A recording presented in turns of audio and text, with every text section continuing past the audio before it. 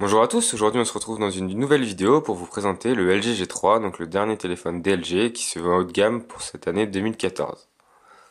On va commencer par faire le tour de la boîte, donc dedans on va retrouver le contenu habituel avec un chargeur, des écouteurs et le câble USB, et là je vais vous présenter les caractéristiques du mobile. Donc on retrouve un écran de 5,5 pouces, un processeur quad-core à 2,5 GHz, un appareil photo de 13 mégapixels qui filme en 4K. Donc avoir l'utilité ou pas, ça c'est un autre débat. Donc c'est un mobile 4G, une batterie de 3 mAh et il dispose de 3 Go de RAM. Donc beaucoup de grosses caractéristiques, surtout pour l'écran Quad HD, donc c'est du 2560 par du 1440 pixels. Donc vraiment une très bonne définition. Maintenant, on va passer sur le tour du propriétaire. Donc, on retrouve au dos le bouton pour l'allumer et l'éteindre, qui est une particularité du mobile qui est situé au dos, avec les boutons volume bas, volume haut, l'appareil photo, le flash, sur le dessus le point infrarouge si vous voulez vous en servir comme télécommande, et sur le dessous on retrouve la prise jack ainsi que le port micro USB. Donc là, petit tour rapide de l'interface LG, donc on retrouve toujours le menu en bas de l'écran, vous allez retrouver le bouton du multitâche pour faire apparaître toutes vos fenêtres et également le double tâche. Donc c'est-à-dire que vous allez pouvoir y placer plusieurs fenêtres. Donc il suffit de mettre une application haut et là on va mettre par exemple une application en bas comme je sais pas Google Maps. Tac. Et là vous allez vous retrouver avec vos deux écrans.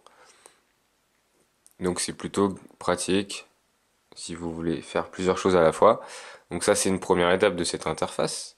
Donc on va la quitter. Deuxième étape, vous avez le multitâche ici. Ensuite vous avez le centre de notification, donc avec toujours les raccourcis sur le haut du mobile que vous allez pouvoir personnaliser. Ici par exemple on apparaît le Quick Style, donc vous pouvez désactiver. Donc c'est des raccourcis que vous pouvez vous ajuster. Là vous avez la luminosité, le volume de sonnerie. Et là c'est le mode économie d'énergie qui se déclenche à 30%. Donc voilà, à 30%, le Wi-Fi, le Bluetooth, etc. tout se désactive. Donc ça permet d'économiser la batterie.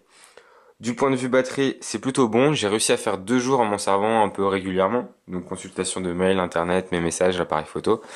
Donc 2 jours, j'ai été agréablement surpris par la durée de la batterie, ça change de l'iPhone. Sinon, la qualité de l'écran, c'est vraiment bon. Donc, quand on regarde des vidéos, des films ou ça, on profite bien de la résolution 5,5 pouces du Quad HD. Donc ça, c'est plutôt une bonne chose. D'un point de vue prise en main, il est plutôt bon. Les angles sont arrondis, il tient bien en main, même s'il est encombrant. Mais ça, on fait son choix. C'est sûr qu'ils sont vus du 5,5 pouces, ça va pas prendre l'encombrement d'un téléphone en 4 pouces. Par contre, le gros aspect négatif, c'est vraiment le clavier. Donc je n'y m'y fais pas du tout. Je sais pas si c'est vraiment que moi. Donc j'ai installé SwiftKey, mais c'est pareil. Je trouve que j'ai vraiment du mal à saisir des choses. C'est vraiment, enfin, je sais pas, je fais beaucoup de fautes, je sais pas pourquoi, j'arrive pas à vraiment profiter de ce clavier. Et je trouve que du coup, l'utilisation du mobile est un peu freinée à cause de ce clavier, puisque j'en profite pas énormément. Je suis toujours pénalisé en tapant un texte, en faisant une recherche. Je mets du temps. Maintenant, je vais vous faire une rapide présentation du menu paramètres. Donc, on va retrouver plusieurs onglets, comme ici, la partie réseau, donc Wi-Fi, Bluetooth, NFC, les données mobiles. Ici, vous allez avoir les réglages de tous vos effets sonores. Ici, l'écran, donc vous allez pouvoir changer l'écran de verrouillage si vous voulez un code. Par exemple, moi, j'ai activé cette fonctionnalité, donc écran éteint. Je fais 2 fois bas, je remonte, et mon écran se déverrouille et reprend là où il en était. Donc, c'est plutôt pratique. On peut même le faire sur une table et vous allez déverrouiller votre mobile assez rapidement. Donc d'un point de vue autonomie, j'ai pas noté une perte de batterie à cause de cette fonctionnalité. Donc c'est plutôt une bonne chose. Ensuite, vous allez pouvoir, par exemple, changer les touches tactiles. Donc il y a des combinaisons de touches que vous allez pouvoir changer. Par exemple, vous allez pouvoir ajouter le centre de notification à partir du dock en bas. Donc voilà. Donc hop, vous allez pouvoir les renommer, les bouger. Et donc en fait en bas tout change. Donc ça c'est plutôt pratique si vous avez des habitudes. Alors attendez, je vais remettre tout dans l'ordre parce que sinon je vais m'y perdre. Hop, donc voilà, vous allez pouvoir changer la couleur également si vous préférez du blanc. Donc ça c'est plutôt pratique, vous pouvez changer la police, les lettres de notification, vraiment tous les réglages de l'apparence. Et ensuite dans le menu général, vous allez pouvoir toujours saisir vos comptes, les données, les sauvegardes, les gestes intelligents. Il y a plusieurs gestes que vous allez faire un peu comme sur les derniers téléphones Android, comme sur le Galaxy S5, enfin les derniers Galaxy de Samsung. Et puis vous avez d'autres détails, la batterie, les applications installées et vos sauvegardes. Donc ça c'est plutôt pas mal, c'est plutôt propre. Hop. Du point de vue des fonctionnalités de ce mobile LG, je n'ai pas noté une particularité prenante. Il n'y a pas vraiment quelque chose qui fait que ce LG se différencie, à part l'interface LG, donc les icônes. Donc c'est plutôt en flat design. Vous allez retrouver une interface plutôt agréable.